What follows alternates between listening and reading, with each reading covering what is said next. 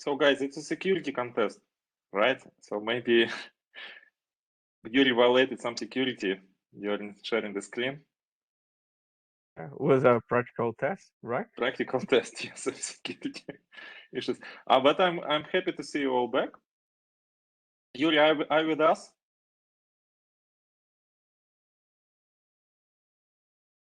No, don't works for me. Doesn't work.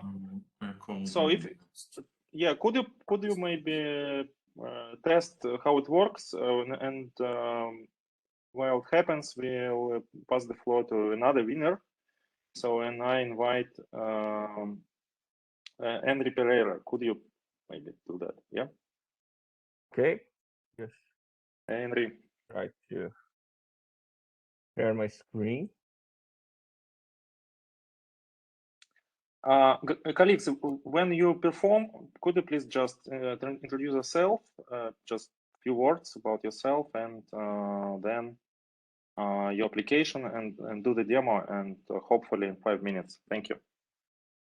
So I'm sharing my screen. Everyone is seeing my screen? Yeah. Yeah, that works. Okay. So my name is Henrique Pereira. I'm Brazilian and I work at BPlus. I will presentation about the iris disguise, and that is my anonymized version of my profile, and that is exactly what my applications do. They anonymize all the informations that you choose from your property or from your class. This is the iris disguise, that anonymization. They have 6 strategies to anonymize the data. I only have 5 minutes. It will be a very fast here. This strategy only changes the value from the fixed word. Scramble that does what this say. They scramble all the characters of the property. Shuffling, they change, they swap the values of the property vertically. Partial masking, they do they apply a mask on the properties. And randomization, they do random data. If I choose an integer, they choose integer, random integer number, or date, or float numbers. And fake, they change for fake data. Let me show a demo here. Here is a class. This my class. I have 2 ways to analyze the data. One of the ways is to extend from this guy's glasses and change the data type of the property. Here is my data, my table, and I will change the nation from the players, soccer ball players. Just executing from my class this method, and all the nations will be changed. Another way to use is executing a method directly from the application. Like I will change the name using partial mask that will replace some characters. They only show the first 2 characters and the last 2 characters. That's these 2 parameters here. And that's it. That's it, guys. That's my presentation. Thank you. Thank you, Henry. Are there any questions to Henry? So while people are thinking, I have one. Henry, I really like your application, your solution, and I have and I'm curious. Should I, if I need to like have a fake data, do I really need to change the class definition, or I can call some method that will just fake the data in my class? Yeah, you are free to choose. Maybe you execute on the method to fake it. Every strategy has a method, a class method to do that. They only need to receive as a parameter the class name and the property name, or you can extend from the class. You choose. Okay, so because this wasn't clear from description, maybe Okay. I just didn't get. But yeah, this could be a very helpful option, at least for myself. Thank you. Any more questions to Henry?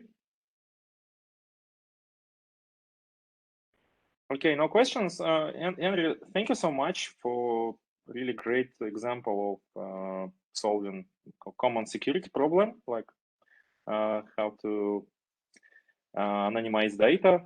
And congratulations. And Thank you. Thank you. yeah, possibly you have maybe questions to the audience and to product managers, but let's move the questions to the end of all the demos, and so we will continue on that. So Yuri, are you able now to share the screen? If yes, please, it's your scene. So please go ahead with your application.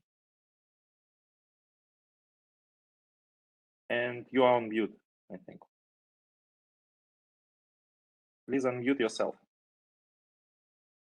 Yuri, we don't hear you. We don't hear you. My name is Yuri. My app is API Security Mediator. My app is about this low-code technology. And low-code technology is in the center of the emerging technologies. I can say this. And to get low code, we need 3 levels, and Iris has all levels, ORM and DDD approach. When you set persistent classes with appropriate parameters to do persistence validations and another functionalities. We need to have annotations support to parameter class methods to do features like security, and in higher level, we have IDEs with UI generation to do no code, and all we need generate code only without programming. So we have in Java and .NET these annotations adoptions, the second level. In Java, we have annotations like this to enforce host security. And in .NET, we have attributes like this to enforce hosts. And in Iris, I created an app to do the same thing.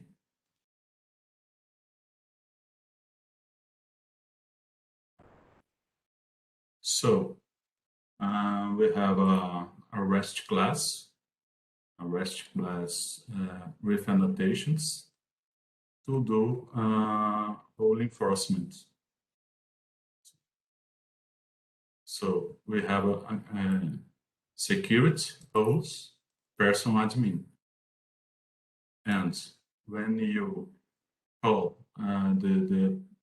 this class method using the endpoint, we enforce this because for this endpoint we have the person admin role.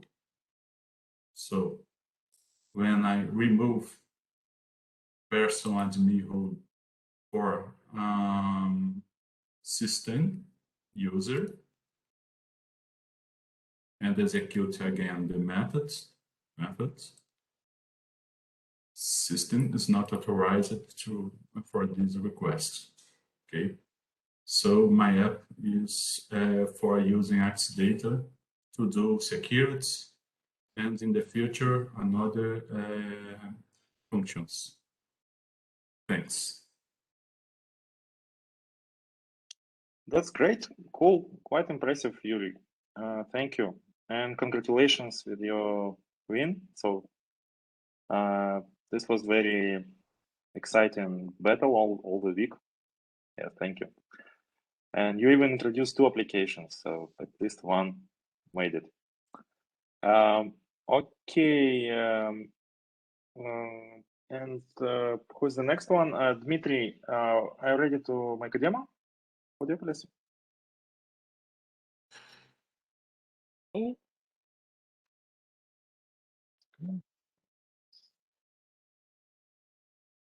And again, please first introduce yourself and where you come. Okay, perfect. And you have 5 minutes to demo your I'm Dmitry Maslennikov, CTO, co-founder, moderator on developer community, developer advocate. Me. For this security contest, I added some example of how it's possible to use SAML authentication in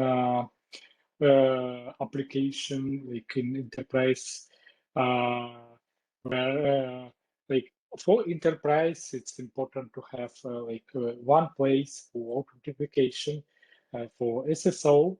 And SAML is one of the ways how to use it and implement it. Just simple example based on some of the features already implemented in Iris about SAML, and quite simple demo.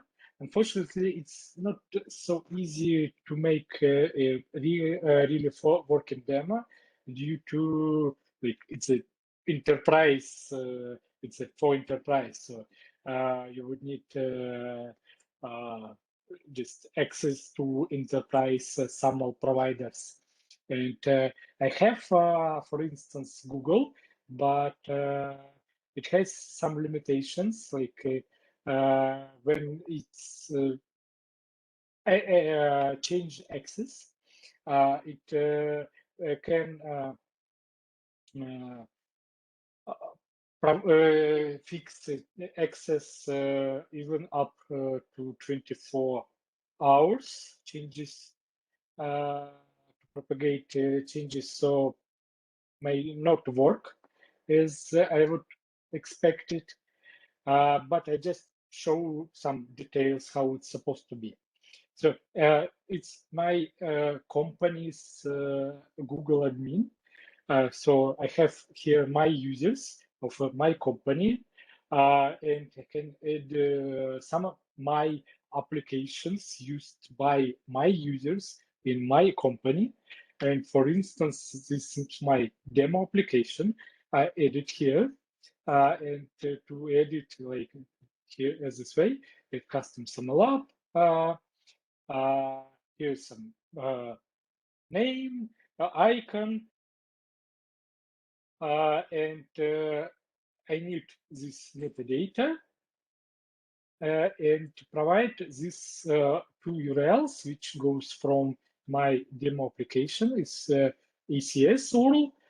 It's my it's URL accessible from the internet to my application. It's an entry point to my application, and some ID, unique ID for this application.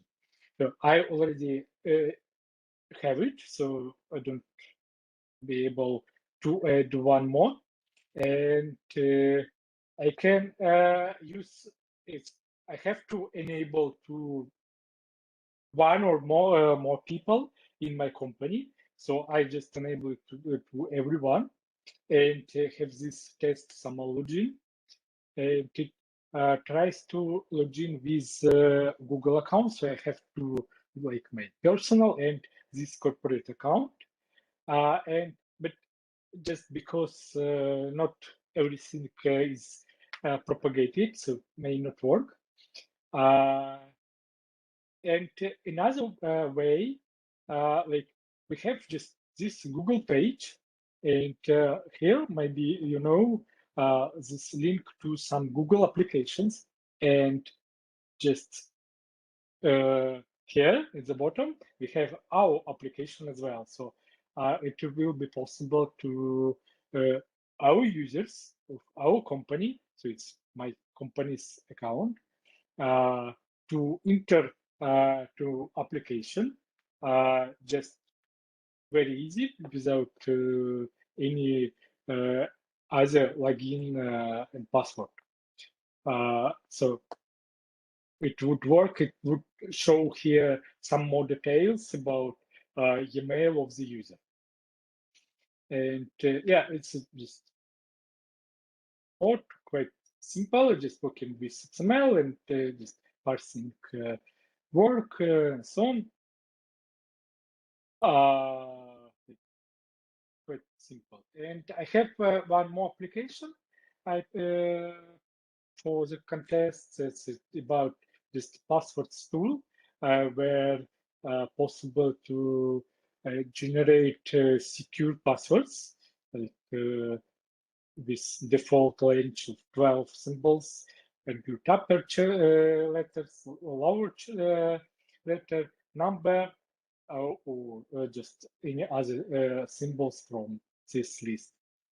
And for this case, lower letter will be required because it's randomly generated, and it just checks if it's really it was really included in the password. And for more security, it generates in a loop. It generates a few passwords. Uses GenCrypt trend for more security, so not just simple random, which can be predicted. So more security. Calculates entropy for each password and returns password with the best entropy if it found. Because yeah, for sure it's possible to set such parameters, so it will not be able to generate any password. And some more methods which can help to check how secure is this password with some algorithms found on internet. NIST score based on some rules, entropy based on some mathematics about content of the password, and Shannon score and another algorithm, also mathematician algorithm, and just a simple way to say it's a weak password or strong password, or just maybe just reasonable. It's okay for this. So that's it. Thank you. Thank you, Dmitry. Any questions to Dmitry?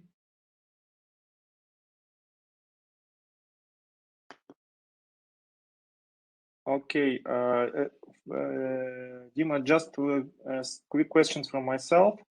If I properly understand, your application can be used in any InterSystems Iris application that wants to introduce the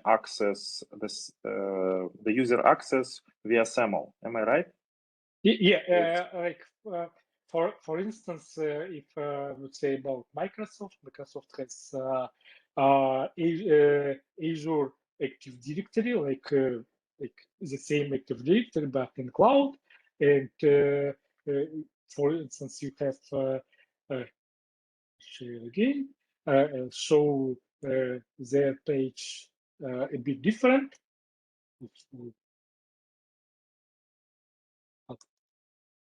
Microsoft.com. When you enter there, it will show the list of available applications for the company, like Excel, Outlook, directly to your emails and so on. And also would be possible to add our own application, which would be even maybe not in cloud, maybe on-prem, but with access from the internet. So our user of our company goes to like our portal of all the applications, select which one application to go, and intersect with his login, with his roles, depends on how it was configured in by admins and so on. Yeah. Okay, and, thank you very also, much. More some other identity providers like Shibboleth, which can be installed on-prem in company. Yeah, something like this. Yeah. Okay, great. I hope this will be very useful to community. Thank you so much and congratulations. So then no more questions, and now we invite the team, Jose and Henrique. So you made it again. Please introduce your demo and your application. Okay, thank you, Evgeny.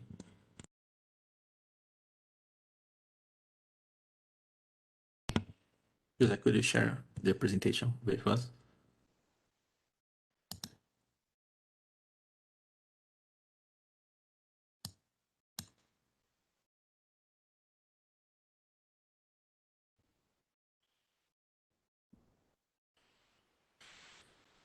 Hello, everyone. Thank you for your time. This is our application, Zap API Scan Sample. The main goal here is scan vulnerabilities in REST APIs. I'm Henrique Diaz, by the way. I have 18 years old, most of the time working with InterSystems technology. I'm right now solutions consultant at Zendesk, and Jose is my partner right here. Can you introduce yourself?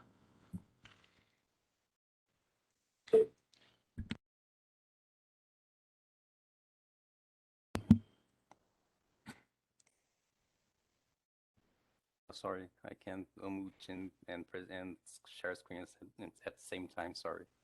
So as I said, great. I'm Jose. I'm also Brazilian and working with InterSystems since 2010. And that is, let's go. Thank you.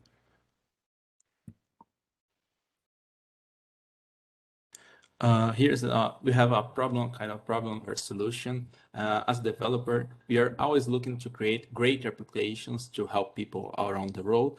However, as more connected we are getting, the most security threats we are exposed to. And since we are not security experts, so how about using a tool developed by an open source community of security specialists, right? This is what our project introduced to you, a sample using OWASP, Zap API Scan tool for our Iris REST APIs. What is OWASP? The Open Web Application Security Project is a non-profit foundation that works to improve the security of software. And they have different projects, and we choose one, the ZAP, and ZAP stands for Z Attack Proxy, the world's most widely used web app scanner, free and open source. And it's actively maintained by a dedicated international team of volunteers. So as Henrique said, this is our humble contribution to the community, because basically our sample is showing how to use this open source tool, this great tool for security testing alongside Iris. So actually ZAP can perform baseline scans, full scans, and API scans. We just use API in this project, but the main difference is the API scan is a specific scan for REST APIs, or you can also scan I forget the other one, SOAP services, because you just need to provide a schema for the API, which could be an open API, formerly Swagger specification, or a SOAP specification. In this case, we used the Iris Open API generator. So we scan for all REST APIs in the namespace and generate Open API specification for each one, or you can choose one specific API. So those specifications are stored in a shared volume, which both containers can read and write. So ZAP is able to read this specification and perform the scan, the test, the security test, and store in the same volume the results, which could be plain text or HTML and even Markdown. At the shared volume, we also run bash scripts, which is how Iris could interact with ZAP. It's also possible to use an API from ZAP, but we can't use in this context. So we choose this approach about using scripts and shared volume. But it's also possible to use an API from ZAP. ZAP is a very complete application. So here is a sample of how can use our application. So you can scan for a specific application. In this case, we just use the default context application. Oh, sorry. Or you can scan for all APIs in a specific user namespace. And this is a sample of the text output. So he says what API it's being scanned. They automatically, based on the Swagger specification, found the number of endpoints which will be scanned. And you can see that some tests has passed and other ones just had the warnings. And in the end of the report, you can see a summary of what fails, warnings, and just informations you get into your API. And also I'm used the HTML and Markdown report feature for a better presentation. So now I will just show you a quick demo. Actually, I will not perform the demo online because it took some time to to get all the tests. So previously executed, but as you can see, in this case, I executed the scan for all APIs in the namespace and in the user namespace. This is just that one I just showed now. You can see the passes and the warnings and the Markdown and the HTML report here. And the other API which are in this namespace, the same process and new files. So for example, let me show you. So you can see the ending 89 and here 89, okay? So this is an HTML sample. It's not the best colors, but it's work. And for example, you can see you have just a better description of the error and even not okay, and even a solution, proposed solution for your problems. So also you have a markdown if you prefer that. Okay.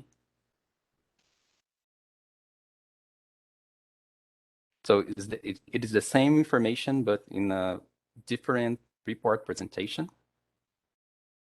Let me come back to the presentation.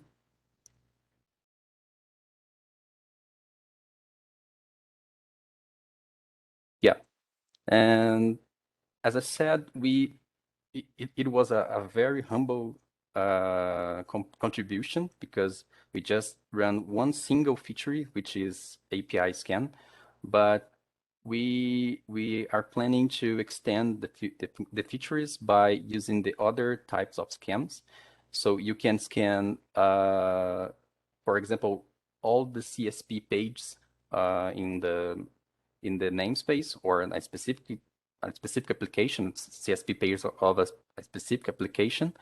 And we can also perform this scanning in background and getting the results and sharing the results in portal. So if you have any critical security issue, we can use the portal to warning the users. So as other warnings about, I don't know, disk full and some kind that.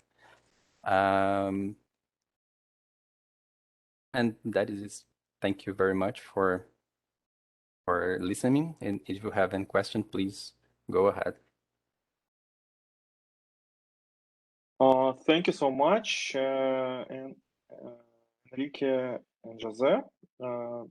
This is thank you for bringing this very useful library and utility to the community of InterSystems developers. That's pretty amazing, very useful. Any questions to Henrique and Jose? Okay, no questions. One of the things that I thought would be interesting is to see this connected to a CI/CD system, where, you know, when I check something in, Yeah. it scans it right there and maybe rejects the build if I created a security fault. Any thoughts on that? Yeah. It's a nice question. Actually, I think that has already GitHub workflow for that. If I don't be wrong. Cool. Yeah. Yes, there is a ready to use GitHub workflow, so I can test it. Is it already in repository, this GitHub workflow? I can. Anyway, this is amazing. So if you plan to introduce it, please do this. I second Bob that this will be really helpful. Yeah, we also thought in using this kind of feature in, for example, alongside the unit test in Iris. Well, you can use as you have an API and shared volume to communicate with Zap, you can do all this kind of stuffs.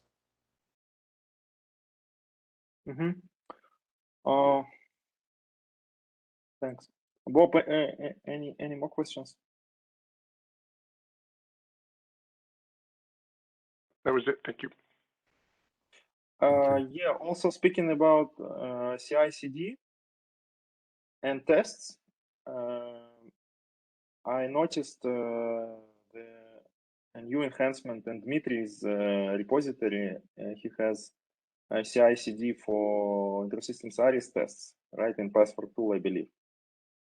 So you have it, yeah. So I mean, every commit runs GitHub action on GitHub that runs tests if you have it.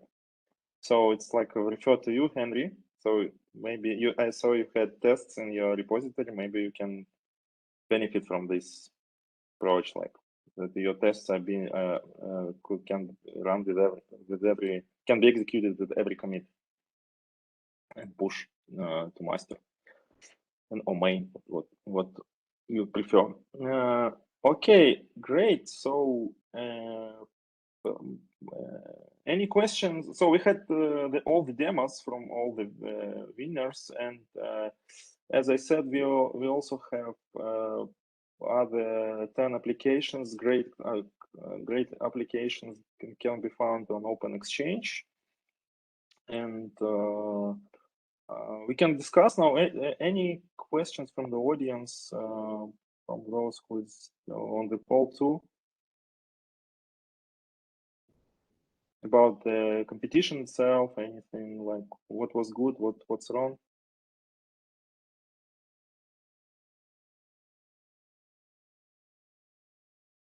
Okay. So okay. If there are no questions, so I would love to introduce some changes we're gonna have in next contests. So colleagues, do you hear me? Can you hear me? Yeah, yes. Yeah. Perfect. Thank you. So in next contest, we will not have multiple bonuses for articles. So we will give. So what we have now, it's that it's an option. Actually, we like that you guys contribute articles related to your applications, and there will still be option to have expert points for this, but this will be only for one article. All the rest are welcomed, but with no more extra expert points. The reason is to focus that expert points can be more focused on the technical implementation and like other bonuses rather than a lot of articles and translations. All the rest, I think, more or less fair. And again,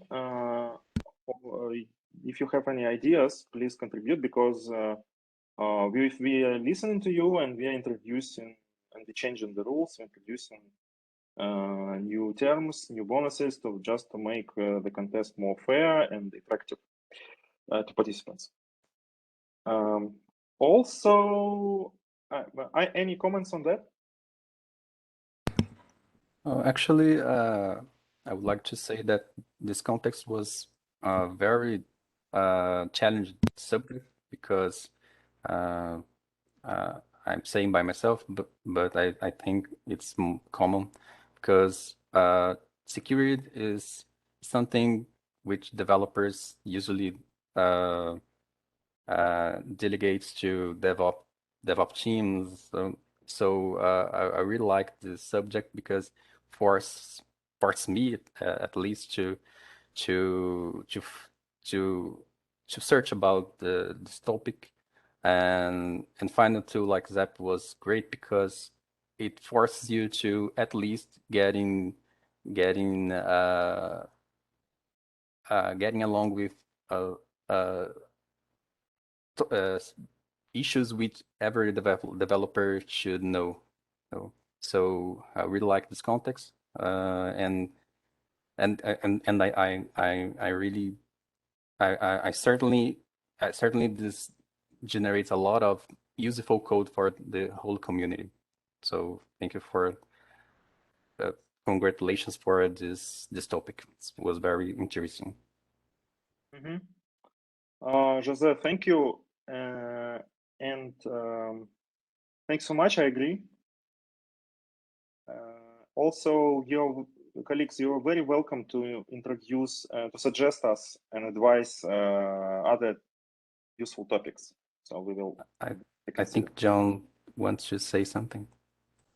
Yeah, just to say I was glad to have a reason to enter in this time in relation to VS Code extensions, and it, as well as improving security in relation to one of the extensions, it also gave me a chance to use some of the very latest VS Code features for doing pre-release extensions. So and that literally shipped in VS Code on Wednesday of this week, so a few days too late for the contest, but it was available in insiders during the contest, and that gives us new capabilities for putting out pre-releases of extensions alongside stable releases and let people easily switch between them. Yeah, thank you, John, and thank you for increasing the security in the maybe the most popular programming coding editor for InterSystems technology. I think more than 20,000 installations up to the moment, right? If I'm not wrong, of VS Code. So it's a huge success of the team who is behind of VS Code. It's a really community project, so we are excited that it's growing and popular and helps the developers.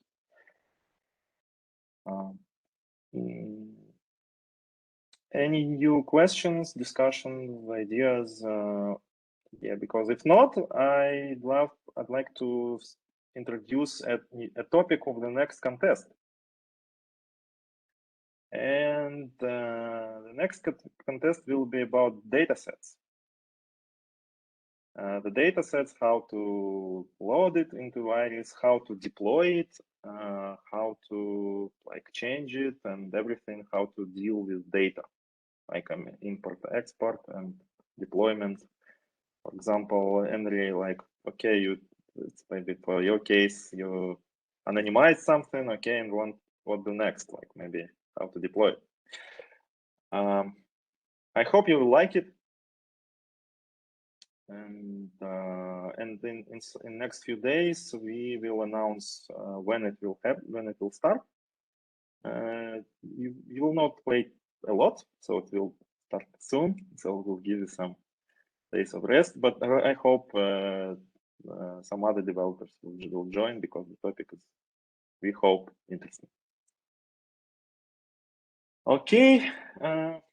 So any comments? Words? So if no, I will. I'd love to congratulate the winners and participants again. This was an exciting, very exciting contest. Thank you, guys. You entertained us a lot, and you actually gave us a lot of job to do. 14 applications to judge. It's a lot. Thank you. And so just have a great weekend, right? So, thank you, everyone. Thank you for having us. Thank you all. Thank you for all your contributions to community, and let's meet on all the digital properties online. Yeah. Maybe see you next time. See you next time. Maybe in person someday. I don't know. Great. Bye, guys. Bye, guys. Bye-bye.